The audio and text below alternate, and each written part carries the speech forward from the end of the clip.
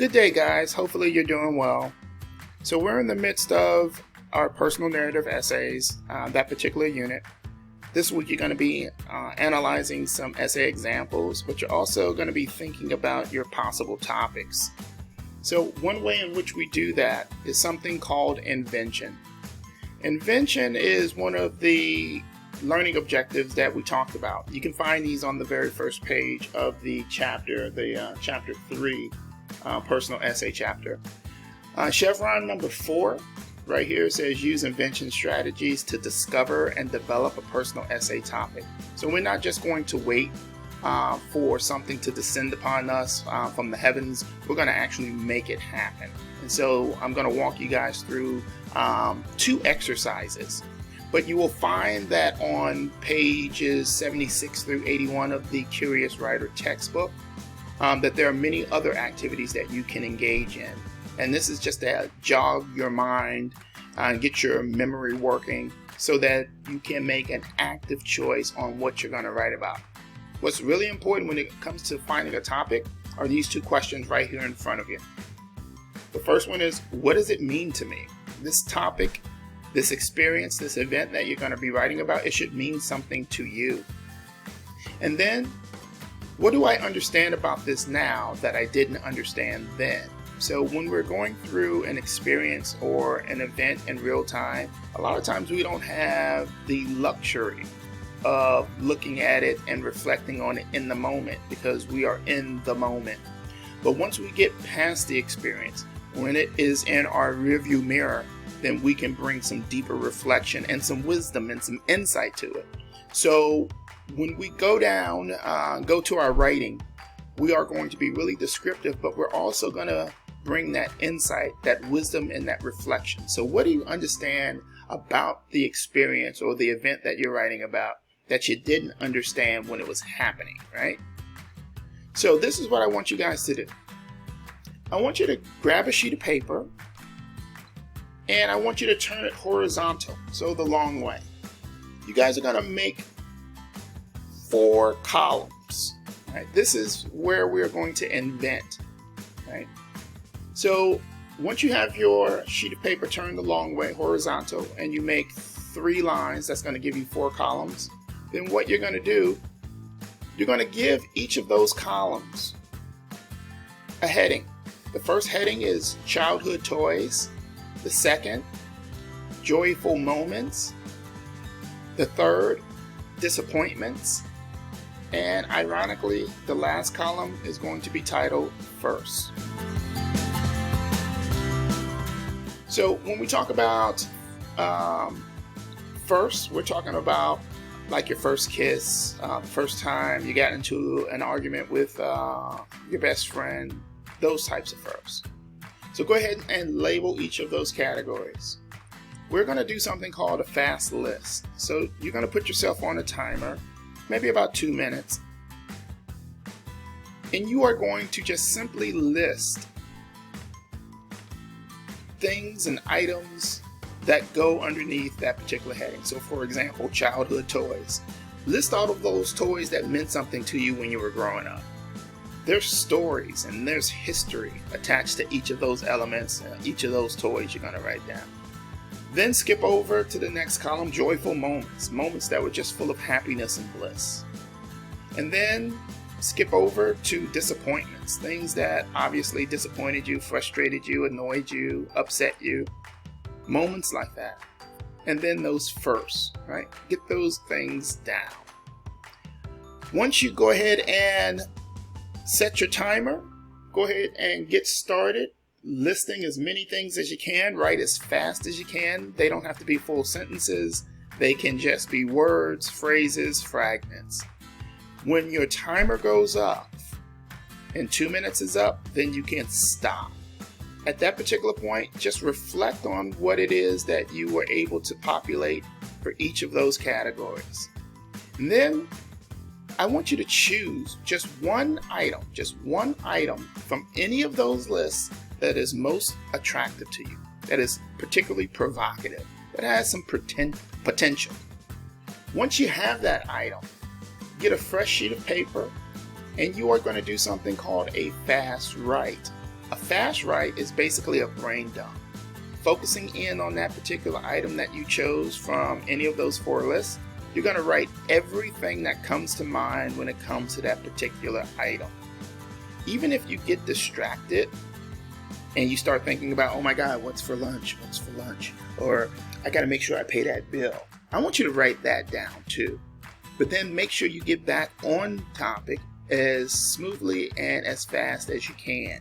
Because the key here is to keep your pen or pencil moving, to think through your writing. If you stop writing, then essentially you stop thinking. So I just want you to keep the pen or pencil moving for the entire 3 minutes. So set your timer for 3 minutes, and then go ahead and start brain dumping everything. At the end of the 3 minutes, then you can read over what you have.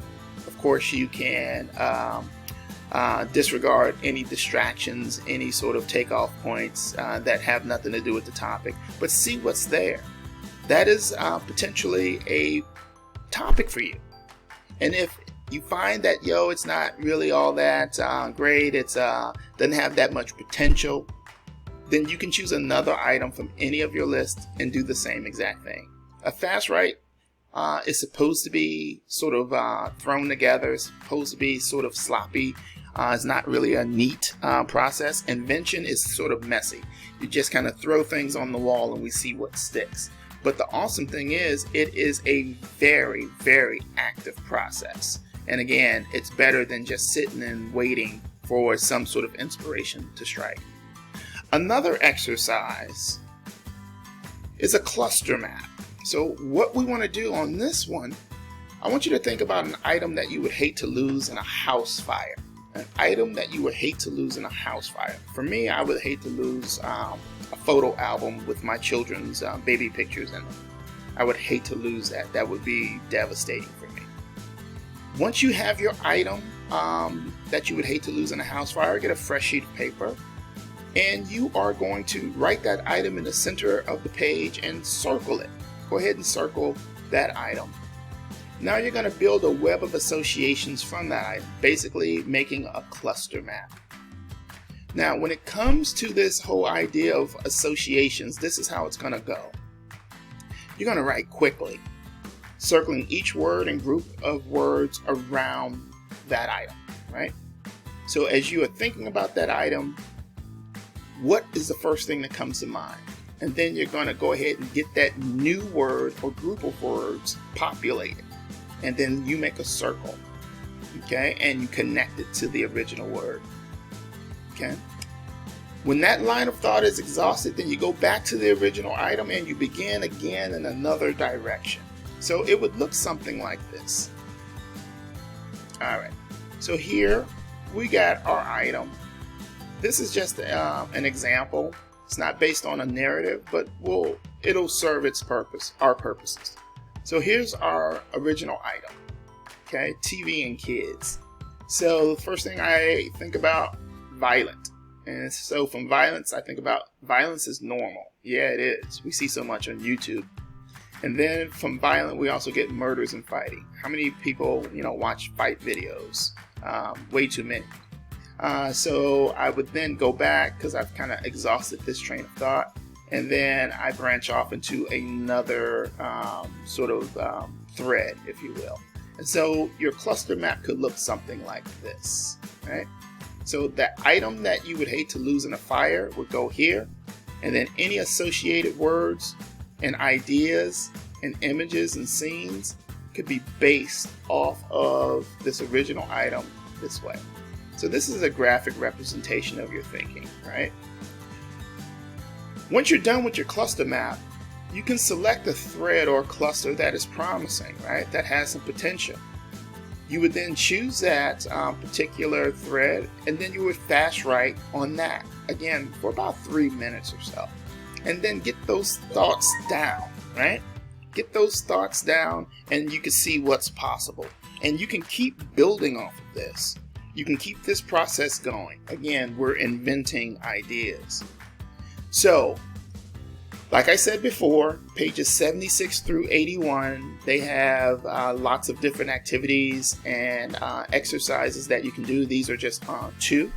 But I do want you to take yourself through this process before you choose your topic. You will be choosing your topic and populating that thinking in a discussion board that will be available to you guys a little bit later in our process. You may be able to see it at the very bottom of the folder, the week 4 folder, once you do open it up and get into it.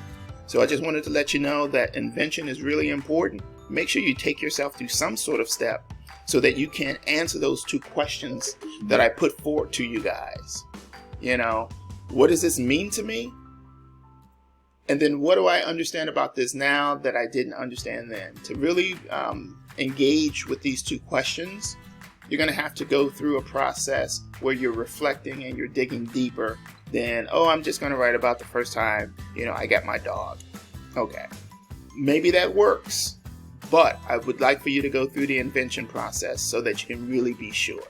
If you have any questions, comments, or concerns, drop me an email and I'll be sure to jump right on it. Take care. Have a great weekend, guys.